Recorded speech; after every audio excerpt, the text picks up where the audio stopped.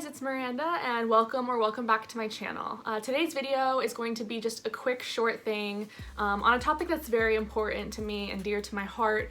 I will be talking about eating disorders in today's video, specifically binge eating. So if that is something that triggers you or that bothers you, please do not watch today's video, skip it, and you can watch any of the other videos on my channel. So I want to talk about something that I struggle with back when I gained all of my weight and today, and that is binge eating disorder. I had a lot of mental health struggles, as I still do have those struggles, but I would turn to binge eating as a way to comfort myself, and it was something that was very damaging to me and can potentially still be damaging to me these days, although I have come up with a couple of ways to try to prevent it. These are not a fix-all be-all. What worked for me might not work for you. It really is about one's own journey, so please just keep that in mind during today's video. So number one is, of course, don't skip meals. You want to skip meals, especially after you just had a binge episode. Suddenly you're like, crap, I just ate like 3,000 calories.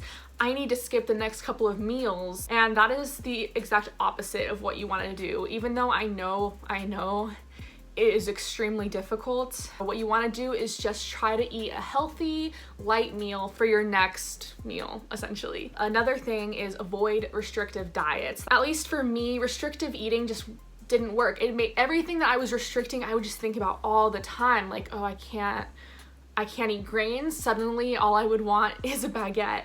I can't eat dairy. Suddenly all I want is cheese and ice cream. I've mentioned this in past videos, but I actually turned to intuitive eating to try to help my binge eating disorder, and that helped me so much. But intuitive eating essentially just allowed me to try to think a little bit more about what I was eating, what was going into my body, thinking, am I really hungry right now, or am I trying to emotionally eat? And in that case, I'd try to distract myself instead of eating. Something else is fight the boredom, which again is another really hard thing to do, but fighting the boredom was another thing that really helped me with my binge eating disorder. A lot of times I'd eat when I would eat when I was bored, and I would eat when I was sad, really when I felt anything too extreme.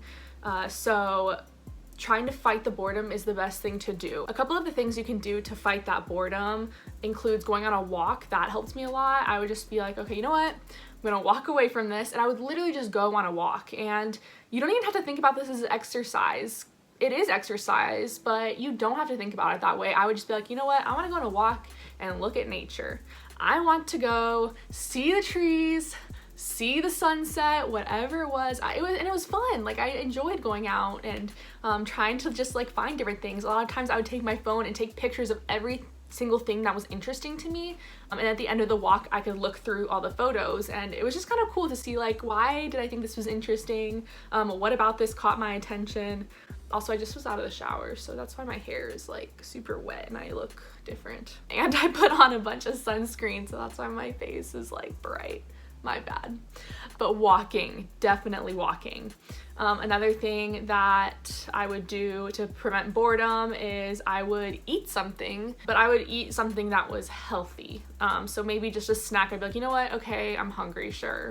Let's eat a snack. So a lot of times I'd eat strawberries, fruits in general, oranges, mandarin oranges, like any fruit, honestly, something that I'd eat. Staying hydrated is the other big thing when you're fighting boredom. A lot of times when you're hungry, it's actually partly that you're dehydrated. Sometimes your body can send signals for hunger even if you just ate. So if you're feeling hungry and you're like, I just ate like a crap ton of food, you're most likely dehydrated. Another thing to try to fight the boredom is yoga. I have fallen so in love with yoga, and I actually need to get back into it. Doing those like stretches, like you don't even have to do anything that's sweaty. I hate being sweaty. I've said that like a million times before on this channel, but I hate being sweaty. And doing yoga was something that just felt really nice. I love doing hip openers. Anything that was opening my hips just felt so good, and just getting into that deep stretch. Do one pose for a minute, play some nice music, and it's really relaxing, honestly, and feeling like your body just move, even if it's just doing the yoga poses, it feels really good, and I highly recommend you try that. Another thing that helped me a lot was avoiding temptation.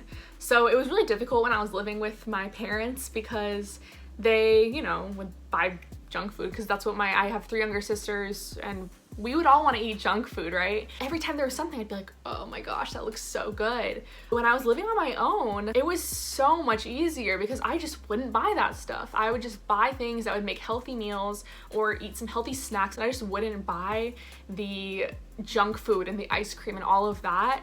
And it works really well because, you know, like half the time I'm like eating because I'm bored and lazy, right?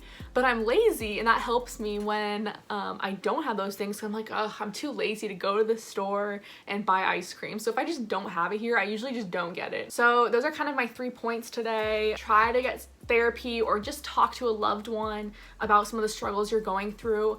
It's hard going through mental illness, and I could probably make hour-long videos on it, but being able to have a loved one for support is always helpful. I'm always here to support you guys. My community is pretty small, but that's what makes it so nice. I've loved being able to chat with you guys and just hear your stories and hear your struggles. So please come to my channel if you ever feel the need for some comfort, because I understand. I'm with you. I get it. I hope today's little tips helped you in some way, or at least gave you an idea of how to fight those struggles. This is just a short video. I might make a longer one in the future if you guys are interested in that. But these are the tips that I suggest you do to try to not binge eat. I love you guys so much, and I will see you guys next time. Bye.